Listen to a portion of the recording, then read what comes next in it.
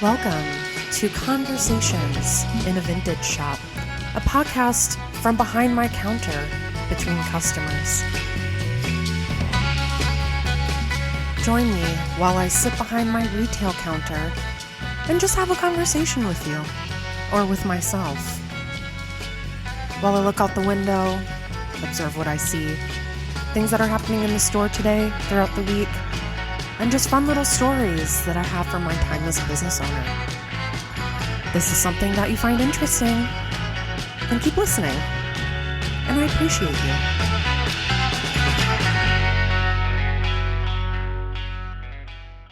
Hey everyone, thank you so much for joining me for episode 7 of Conversations in a Vintage Shop, a podcast recorded right from my little, small, humble vintage shop where I bring the conversations that I have with my customers to you. We have a lot of fun in here talking about so many different subjects, hot gossip, whatever hot gossip means for a vintage shop. And I just thought it would be fun to bring these conversations to all of you who may not be able to reach my shop physically or just want to hang out and have a good time. And on today's episode, I titled it Social Media and the Small Business. It's a topic that I've been chomping at the bit to talk about, and it might, to be honest, I'm going to be honest here, it's going to come off as a rant. So if you don't want to hear me bitch about social media, this episode probably won't be for you. But if you want to hear a good old rant, then I would stay tuned.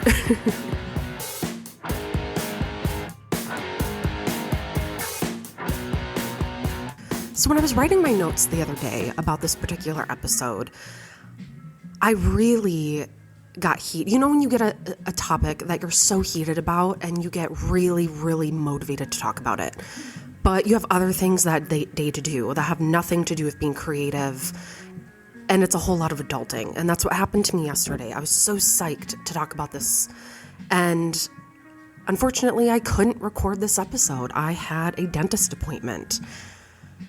And I was so excited to talk about it that I was just starting to spew things off to my dental hygienist, and I forgot where I was, and I forgot myself a little bit, and I ended up biting her.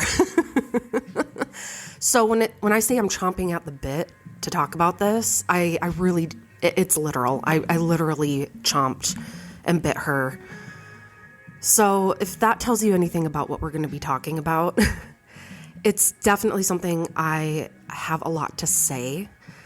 And social media is a very divisive, hot button issue, but I'm coming at it from a small business perspective. This isn't me coming at it personally. This is how I view social media. And I mean social media, like today I'm just going to be mainly talking about Facebook and Instagram. Those are the two mediums that I use. And it's going to be my opinion of it and my perspective on it coming from a small business owner lens. And it's tough. This is a tough topic because it's one of those necessary evils that you need it to survive, but it also kills your soul slowly. But before we get to that, I wanted to start this episode off with a little bit of tea time. And by tea, I mean what the young folks call is spilling the tea. And I have some hot building gossip. Those of you who may know, my retail shop is located inside a building that houses a lot of other different businesses, a lot of great, wonderful businesses. But there's been a buzz happening about a new business that is moving in.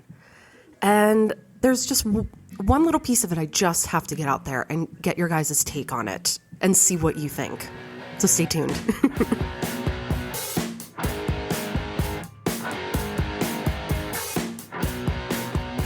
Now, it's no surprise when you get into the world of business and small business, you are going to meet a lot of interesting characters and a lot of interesting people that do things a little bit differently than you would ever imagine doing them. And that's okay.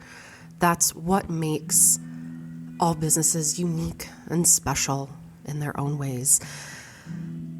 But today, I had heard a little bit of flutter amongst some of the business owners and tenants in my building about a new business that is moving in. And you may have heard in my episode 2 talking about some construction that's been going on to an old restaurant in this building. And the people who are putting it on are very interesting. A lot of this stuff is shrouded in mystery. I don't get into the logistics of that. It's not my interest. But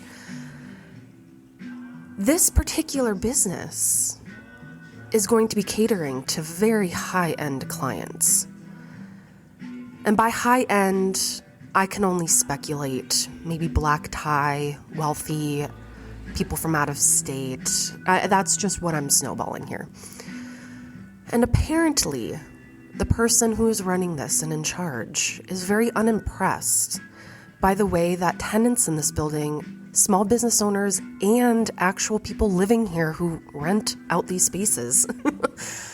I guess this person doesn't like the way people are dressing and wants to address it with the entire building. This person seems to be of mind that we all should be dressing the way that she deems fit as to not offend her customer base. So no more basketball shorts, no more hoodies. God forbid you wake up on a Saturday morning and you just want to go to the grocery store and you pop on a hoodie and some sweatpants. No, ma'am, you can't do that. It's highly offensive, don't you know? You do not want to offend this business's clients. No. So I thought that was funny. Again, I live in Fargo, North Dakota.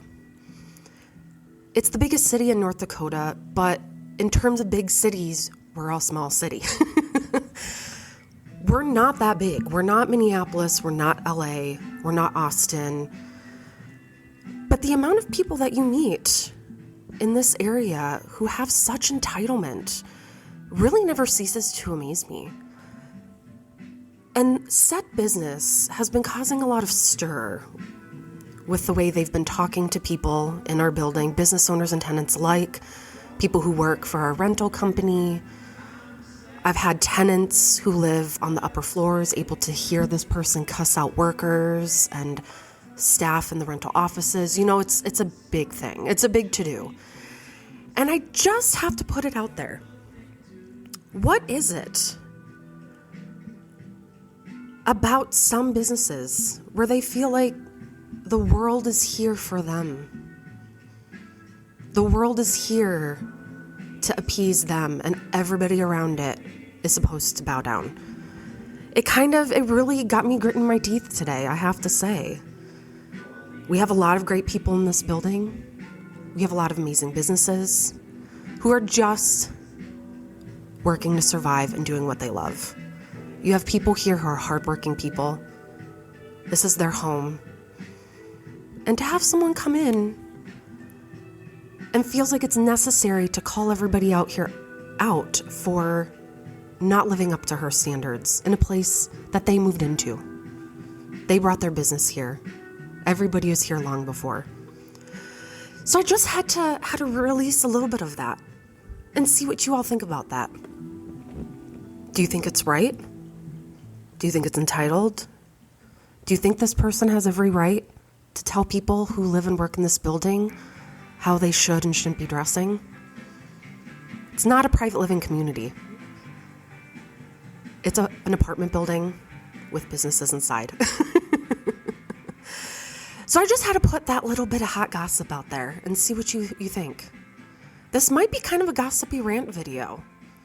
You know, there are just some days where I go back to one of my favorite quotes from critic, poet, and satirist Dorothy Parker. When I wake up in the morning, the first thing I do is brush my teeth and sharpen my tongue. And my tongue is plenty sharp today. So what do you guys think? Let me know. Shoot me a message. If you head over to our Instagram page, Conversations in a Vintage Shop, let me know what you think.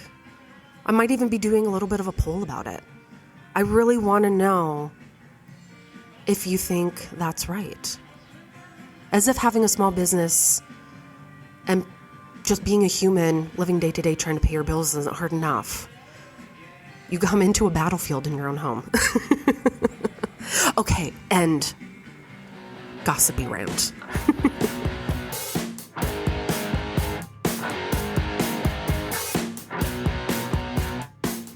So I was taking a quick break in between this and the last segment, and one of the tenants who had told me about this whole episode with this business owner wanting to enforce some kind of dress code, we got onto a tangent. I got all amped up about it again. I am allowed to feel the way I feel about it and talk about it. And this is going to be something that you're probably going to hear me talk about a lot as things unfold. But the reason why you are here today is for me to talk about social media and being a small business owner.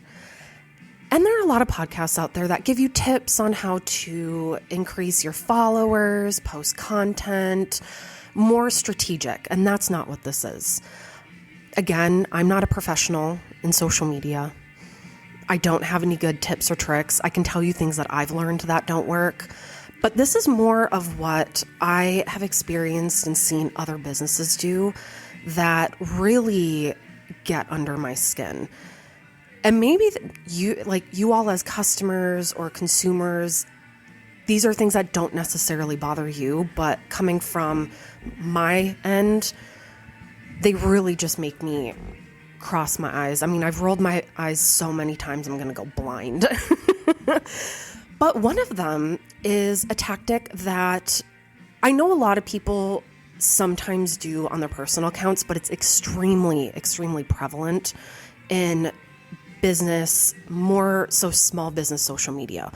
And that's the follow and unfollow strategy, where you'll get some small businesses in order to raise their follower count. They'll follow tons of people, like 1,500, 2,000, 3,000, 4,000 other accounts. And I know some business owners that will go to other businesses' accounts, go through their followers list, follow, go down the line in hopes that people will follow them back. I mean, it makes sense, right? How many times do you get followed by someone and you get kind of that voice in the back of your head telling you, oh, I should probably follow them back. It's the polite, at least Midwestern thing to do. So they're counting on you to follow back, which that's fine. That's worked for a lot of people. I know a lot of businesses where they've followed 4,000 plus people and they get 4,000 plus followers back. However, there are two issues I have with that. One is personal preference, where I follow accounts that I feel personally connected to and that I want to interact with. So if I follow too many accounts, I'm not going to be seeing the accounts that I really, really care about. So that's one. That's why I personally don't use that strategy. But the second is, you'll notice, and if you pay really close attention, there are some businesses that will follow that model. And then the moment they hit a certain threshold, they'll go through and they'll unfollow everybody, except for maybe like 20, 50, 100 other accounts. And this is a little sneaky, right? Because we all know when you have people following you, if I were a customer and my favorite shop followed me, or you see this business following you, it makes you feel good about yourself, right? I mean, you can't lie. It makes you feel validated. But then the moment you follow them back, in the next week or so, just pay attention. Are they still following you? Or did they hit unfollow the moment you followed them back? I feel like it's kind of this playground type behavior where I invited you to my birthday party, but now I'm taking back that invitation. And so I've noticed a lot of small businesses doing that. And I've even heard, I think of other conversations I've had with small business owners where they'll tell me, oh, I've grown my social media account organically, which I'm going to put a little pin in that. When people say organically in terms of growing like a social media feed or getting followers, I kind of throw up in my mouth a bit. I hate when people use that term. Organic is food, cotton. That's how I relate that term. But when you say I grew my followers organically, what does that mean? But I had one business owner say, I grew my following organically by following thousands of other accounts, and then I unfollowed all of them. So I still got to keep my follower count, but I also just went back and takesy backsies. I took it all back. So that's one that really kind of strikes a nerve with me. There's a level of inauthenticness. And if I get to a professional aspect, I mean, as a small business owner, you have a lot to learn. There's a learning curve when it comes to social media. There's the algorithm, things that no matter what, you cannot tame that beast. I don't care what anybody says. I've taken classes and seminars, and if anybody tells you you can figure out what these algorithms are or this organic way of growing your account, it's bullshit. It is bullshit. Because you can't tame that beast. It's a system where you're meant to lose. Because they want you, and I say they, and I mean Facebook, Instagram, they want you to pay for reach. That's how it is now. So I find that level of it to be really kind of crappy. And it doesn't work. You follow all these people, and yeah, they follow you back, but are they actually engaging with your account? Are they engaging with your content? I mean, just think about it. There are accounts that have maybe 20,000 followers. And if you look at that, not even 10% of those followers actually engage with their posts.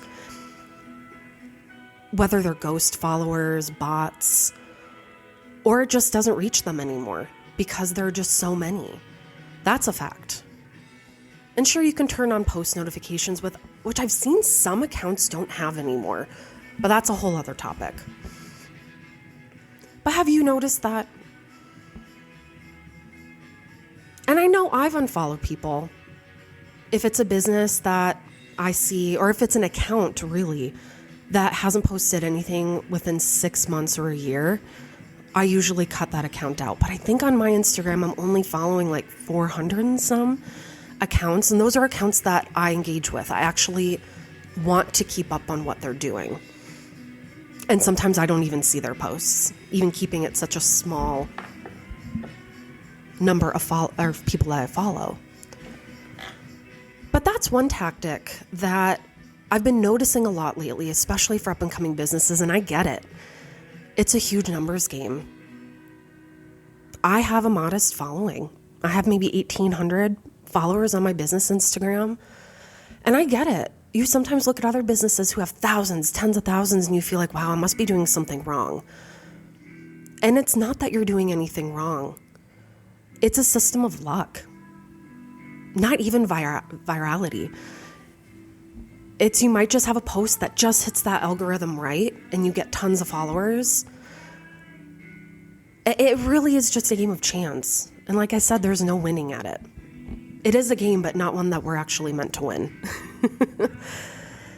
So that's one of the methods I've seen small businesses use that I don't understand and I find to be pretty inauthentic, especially if they unfollow everybody once they hit the follower count. So pay attention to that, you guys. Go through your accounts and see if these people who started following you are these businesses, if they still are. If they still are, great.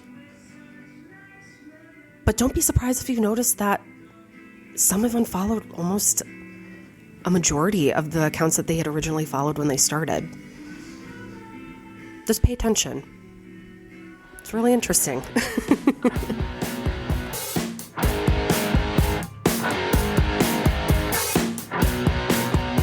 All right, so this next social media topic is a little bit more complex, and I've seen it manifest on small business accounts as well as in their actual brick and mortar shops. So I'm going to try to lay this out as best I can.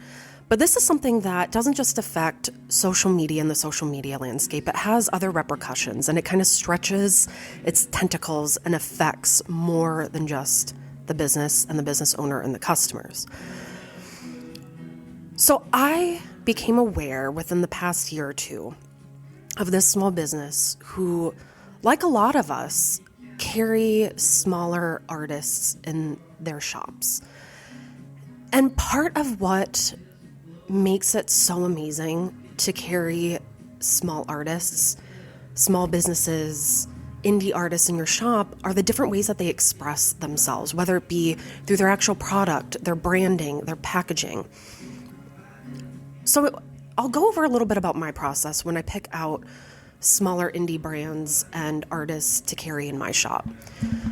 I look for, is their product aligning with my values as a business? Do I actually like their product?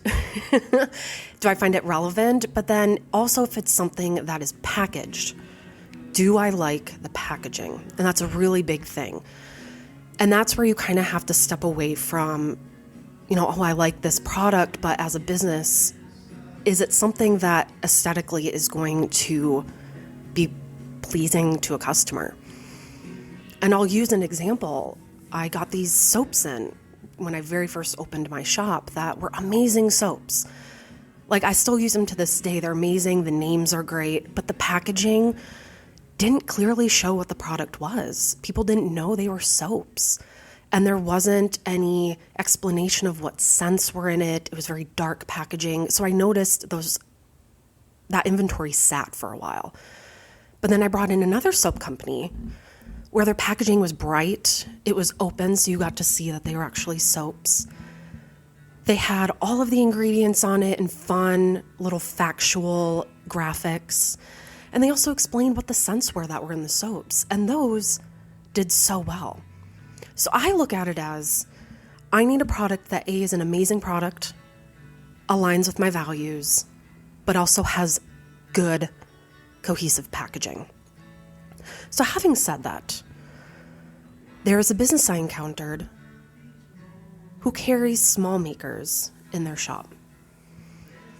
And if this business doesn't like the branding or the packaging on these products, they'll take all of the branding off. And when I say branding, I mean what the product is, who made it, where it came from, and they'll put their own branding on it. So if you're a customer going in and you're looking at this product, you think that this business made this particular product, that this is an in-house product. Now on the outside as a customer, maybe your first instinct is, well, I don't understand what's wrong with that. And what I want to tell you is, if you're a small artist and you're scrolling through your social media feed and you see a business that purchased your products and you see a photo with your product and you get really excited because that's going to be exposure for you. That could mean more sales. That could mean maybe you can quit your side job and actually make this your full-time gig. But you look at the post, all of your branding's gone. There's nothing on that product that shows that you made it, and you're not even tagged in the post. So there's no way a customer, someone looking at the social media feed or coming into your shop, is ever going to know where this product came from or who made it. Now, I'm of the thought that out of those 3 traits I look for in products, if you're missing one, it's no-go. Even if I love your product, if the packaging is just not my taste or my style, I can't do it. Because I'm not going to take someone else's product and put my name on it or repackage it. I find that highly unethical. So I found that then it's just not the right product for my shop. But that's something that I actually have been seeing a big upward trend in. And I've had other artists say the same thing, that they notice their products are getting a little wiped away. That people don't know these are their products because a certain business is taking all of their branding off of it. And it's not like this business is coming out saying, yes, I made this. But when you're letting customers assume it because you're not saying otherwise, isn't that just as bad? And maybe to some of you, it doesn't really make that big of a difference. But Think of someone who spends hours and hours creating these products, and they spend tons of money because packaging and branding is expensive. Even if you print out this stuff at home, it's expensive. So if you have someone who's buying your product wholesale in their shop, I mean, technically, once you ship it out, it's no longer yours. It's the property of the shop. So they have every right to do what they please with it. But just because they have that right doesn't make it ethical. And so that's another thing that I find kind of discouraging. And it used to be you would see this in a brick and mortar. But now that it's going onto social media, that small artist or that small business who makes these products, it's a missed opportunity for them. And I know it used to be in the day where some businesses don't want to advertise where they get their products from because, you know, it's common that other businesses might see it and be like, well, I want that. So then in like a small area, you may get multiple shops carrying the same product. So you get a little too flooded in the market. However, that's not an excuse to take branding off of something. And if you don't like the packaging, don't get the product. Because in sales, aesthetic is everything. So if that branding and that packaging just isn't your taste, then it's going to be a taste for somebody else in another business. But I know I've heard other artists, again, say how much it hurts to see their product out there and how they think this is going to be such a great opportunity. Gets their name out there. Maybe I'll get custom orders. I can grow my business. But to see that taken away and that branding thrown and replaced almost as if it was like private label, which it's not. So how do you feel about that? Are you a small business? And do you carry handmade items? Have you seen businesses strip packaging off? Do you do it? Are you an artist or a maker that has had a business or someone do that to you? What do you think about that? I know everybody's going to have their different opinions because we all come at it from different angles. My partner is an artist, and he's had the same thing happen. I'm a small business, and I've seen it happen, and I make a conscious decision to not do that in my shop. So what about these other shops that do it? Let me know. What are your thoughts on it? It's something I've been thinking about a lot. And again, I know it's different if it's an art print or a copyrighted image. There are protections with that. But if it's soaps, if it's candles, if it's body oils, is it right that people can get away with it? Is it right that businesses get away with it and take that opportunity away from another small business? And especially in the world of social media, sometimes all it takes is one tag or mention. And there are a lot of businesses that do it so well.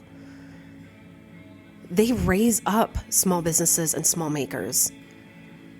They don't hide who made it. They elevate that. They elevate that artist in person. And that's how it should be. But what do you think? How do you feel about that?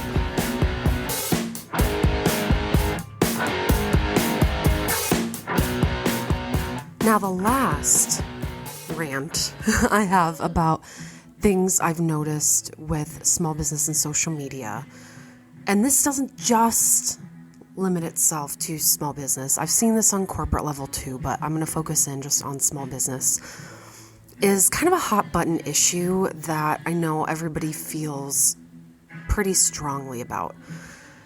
And I was really trying to weigh my words a bit and think about how I was going to talk about this particular rant that I'm about to go on. And I can't mince words.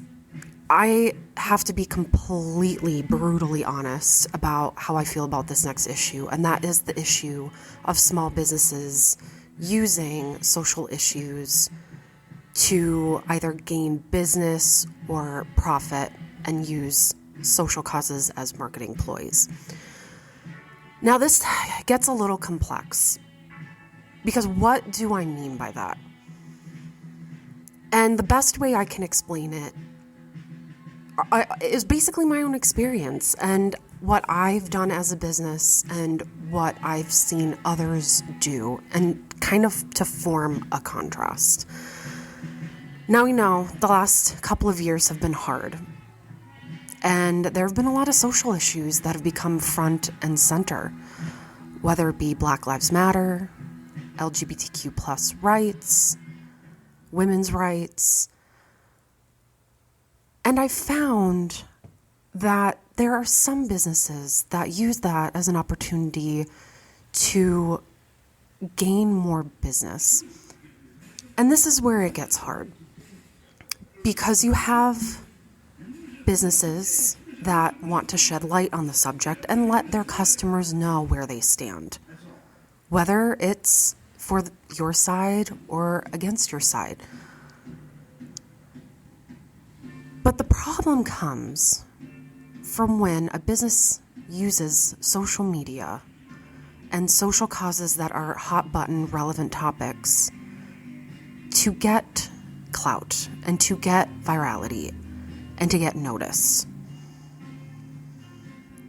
That's where it gets hard to talk about, because the line can be kind of invisible. Social causes that my business has supported have ranged. And this is something I always think about when I do promote a social cause, or let's say a nonprofit. I do work with a lot of nonprofits. I work with clinics. And by work, I mean I'll hold events where proceeds go to that said nonprofit. I've done a walk supporting a local LGBTQ plus nonprofit where I gave a discount to anybody that purchased a coupon book from said nonprofit. Now, the difference is, if someone goes to this nonprofit and buys this coupon book from them, they are not beholden to me. That nonprofit gets their donation regardless of if anybody comes into my shop or uses my coupon. My support is not contingent on whether or not I make a sale.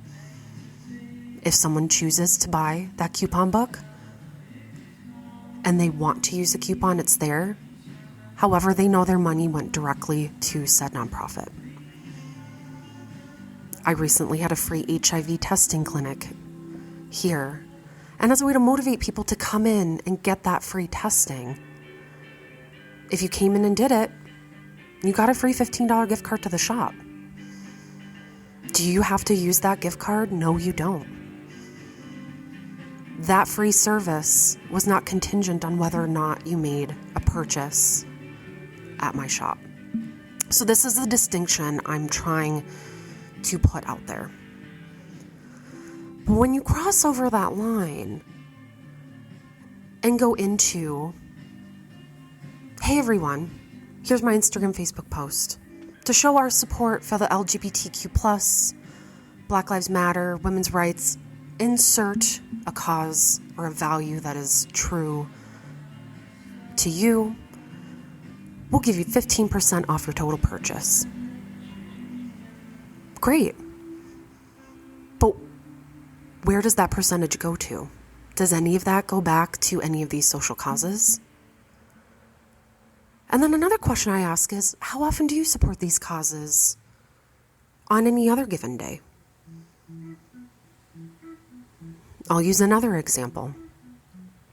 When it's Trans Awareness Week, you see a lot of businesses do a post on "We love the trans community, we are LGBTQ plus affirming," which is amazing, it's great.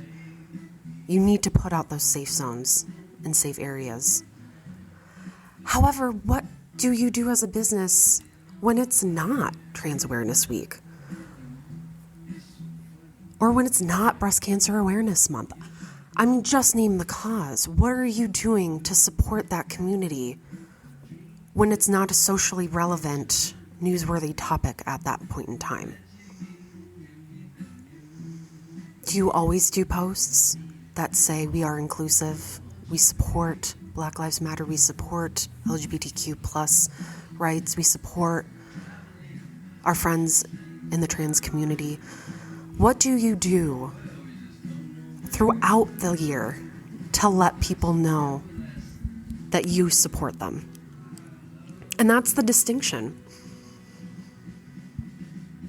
Are you using it as a marketing ploy, or are you using it as a tool to empower and to let your customer base know this is where we stand and we support you?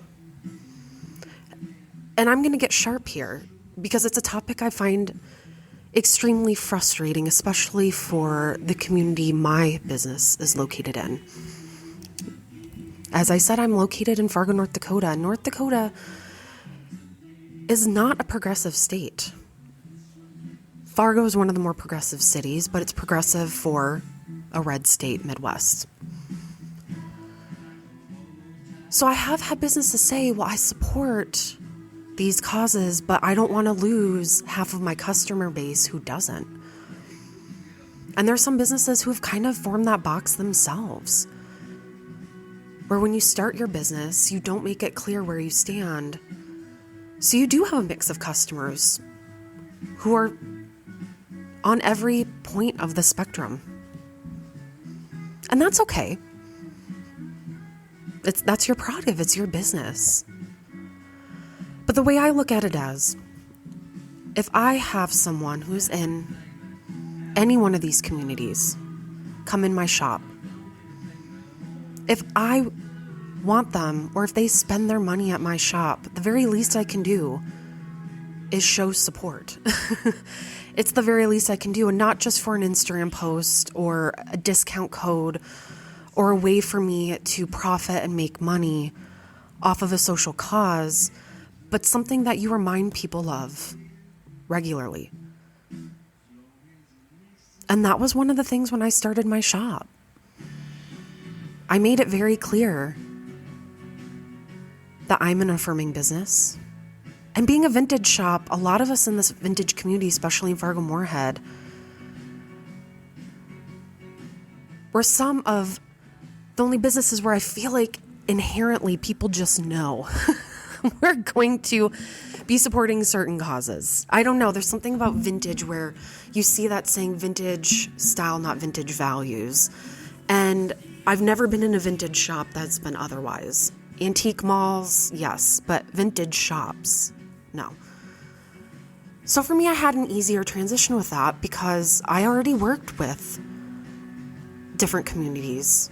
I worked at a women's clinic. I've been in that world. So I didn't have that box when I started my business. I was free to create whatever I wanted and cultivate what kind of customer base I wanted, which were inclusive, understanding, kind. And if you're someone who comes in my business and you see a pride flag, if you see a women's rights button and you get offended and you choose not to shop here, I didn't build my business for you. I didn't build my business around you. In fact, you didn't factor into it at all.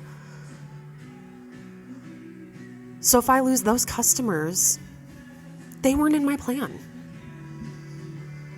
It's the people that come in the shop looking for a safe space that I care about the most. So it's kind of a call to action, too. And this is where the performative aspect of it really grits my teeth. And in social media, it's so easy to do a post and say your support. It's out there. It's out in the digital world, the atmosphere. And it's so easy behind a screen to put your support for something. But putting it into practice is a whole other story. And that's probably one of my biggest gripes and biggest frustrations with small businesses and social media is social media is a tool for businesses. That's what it is. It's a free tool. It's a free advertising tool. However, when you look at it as just a way to make money and just a way to funnel people into your shop or your online store, you're missing the whole point. You're creating a community, you're creating a space. And inevitably, you're creating a brand, whether you expect it or not. And that is what people are going to associate with your small business, is what you're putting out there online. So don't use it as a buzzword. Oh, hey, it's LGBTQ plus Awareness Month. I'm going to put up a post saying I support you guys, but don't expect me to put anything else up the rest of the year. I don't want people to think I'm that kind of business, or I don't want to get questioned about it. And I know this is very subjective to especially the area I live in, where there are small businesses that if they do have a pride flag out, or even during the pandemic when they had a sign for mandated masks out, there were businesses that got harassed from people who didn't agree. And unfortunately, that's the world we live in. And it sucks and it's hard. It's hard to stand up for what you believe in. But it's even harder to do that when you're part of those disenfranchised communities.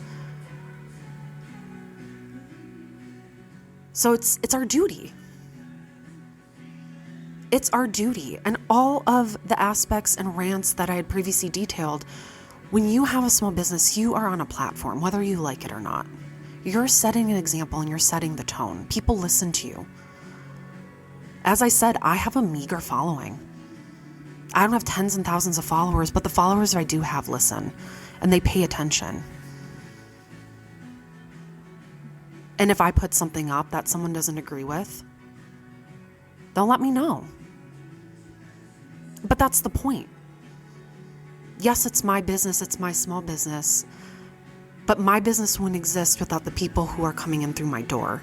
And if I don't take care of them, they can't take care of me or my business. That's not how it works. It's not a one-way street. So if you come into my shop,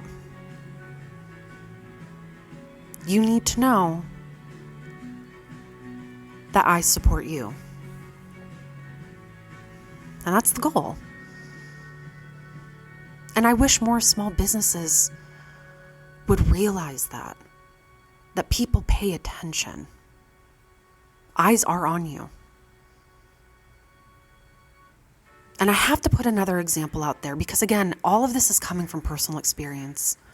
I'm not talking out of my ass in hypotheticals. These are all things I have seen and I've experienced. And I work very closely with an LGBTQ plus affirming clinic here in town. And something so, in my head, simple. And again, I worked in the medical field. Something so simple as this clinic reaching out to businesses who have been very upfront and posting that they're affirming and that they want to support the community and aren't afraid of what people are going to say. This clinic had reached out and asked, would you put in your bathrooms, even if it's in your employee bathroom or break room, just a bowl of condoms with our information on it for anybody who needs our help? And out of all the businesses that were contacted in my area, I was the only business that agreed to do it. Some businesses she reached out to didn't even bother to answer her back, which I also find sad in itself. But something as simple as just having a bowl of condoms in your bathroom, employee bathroom, can be so divisive.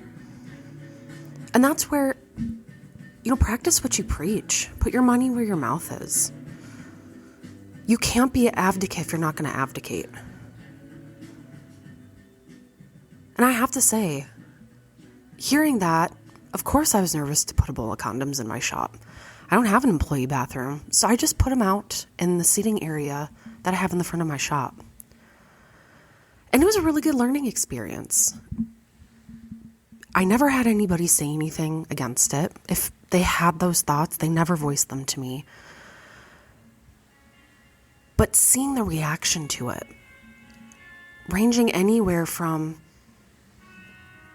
really curious people. And again, I had ranges from 13 up into their 50s taking condoms.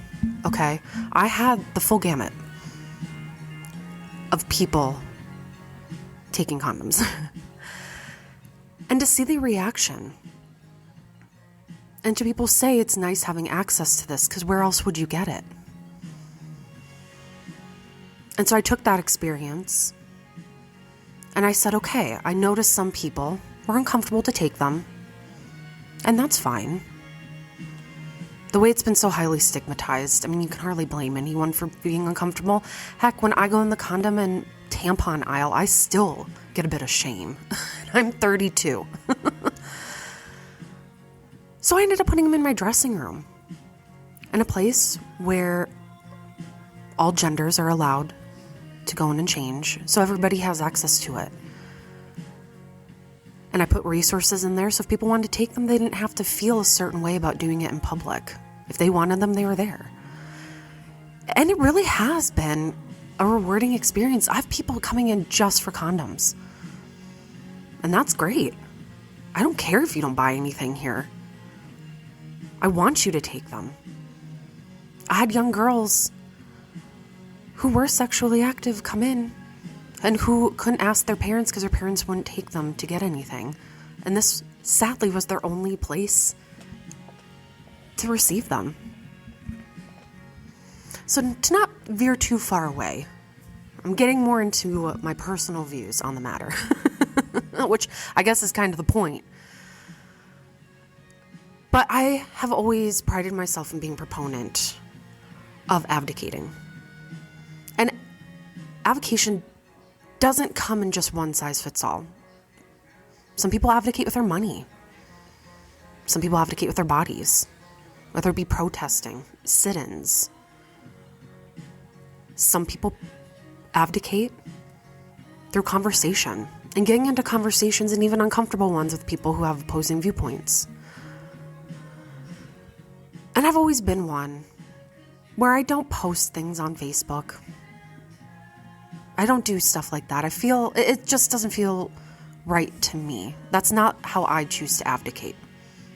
For some, that's a great way for them to get their point across. But for me, it just wasn't. And I wanted a better way to abdicate for those in my community. And I thought, well, I have a business. People come into my business. So why not use my shop? And many people tell you don't mix that with your business. But again, if you are a customer, if you are a trans woman, if you are a trans man, if you are a black woman, if you are a black man, and you are going to come spend money in my shop, you deserve to know that I'm behind you. So again, pay attention. If there are small businesses you support, how do they abdicate? Do they abdicate just through one social media post a year? Or are they really making that message clear to you? Now, to tie all of this up somewhat neatly in a bow, and if you've listened to every episode previous, you know I have a penchant for going on tangents. So to tie this all together, when it comes to social media, I see us as small businesses as having a really big responsibility. Corporations, big companies, they are bigger. I get it. Their voices, what they support, what they put out there matters. But small businesses, we're the feet on the ground. We interact with you. We interact with people. We're not an umbrella company. We're not a corporation. We don't have 5 or 10 different people manning the phones for us. We answer for everything. And social media has made it really easy to kind of stray off of that path of being sincere, of being authentic. And I want to see that come back again. I want to see social media come back to being something that we can share, something that we can partake in. Not just transactions, not just ads, not just shop updates. And it's hard. It's hard to change something so big when you're so small. But if I can just do my little part of just putting this out in the atmosphere and telling you the things that I want to change, I feel like I'm attempting to get my voice heard in a long-winded way, as per usual.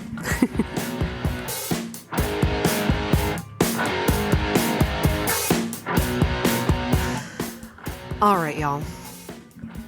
I think I'm really making a theme out of this. Every episode keeps getting longer and longer. I told myself at the beginning of this journey into podcasting that I would keep these episodes short and sweet, and I lied. I'm not. And every episode's probably going to be a variation. You may get a 50-minute episode, you may get a 20-minute. It just depends on how I'm feeling that day. But I'm really hoping to bring you different content. And I know I've had many people ask when I'm going to start doing interviews and inviting people on. And to be honest with you, I wanted to wait to see if anybody even freaking listened to this, because I don't want to waste anybody's time. But I say that you all are listening. And I'll say it time and time again how much I appreciate it. So stay tuned. I want to collaborate with different people. I want to interview people. And I have some ideas. But if you're listening to this, if you've been in my shop, if we've had good conversations, and you want to join in on the fun, shoot me a message over at our Instagram, Conversations in a Vintage Shop. Please don't email me or text me. I probably won't read it. Instagram is my poison. So just head on over there. Let me know. Or what collaborations would you want to see? Again, this podcast is for you guys. I'm bringing my shop and what we talk about to you. So I'm excited to see what's to come and who wants to take this ride with me. But thank you so much again, you guys, for hanging in there and getting through this entire episode. Rants are called rants for a reason. They're long-winded and they're heated. But I'm curious what you think. What do you think about everything we've talked about? Do you feel the same way? Are these things that bother you? I can't be the only one. But thank you so much again for listening again this week. I don't know what our episode's going to be next week. I usually just fly by the seat of my pants and pick a topic and talk about it. So you'll be surprised, as I will, about what we'll be talking about in the future. But again, thank you so much for joining me. And I'll see you again next week.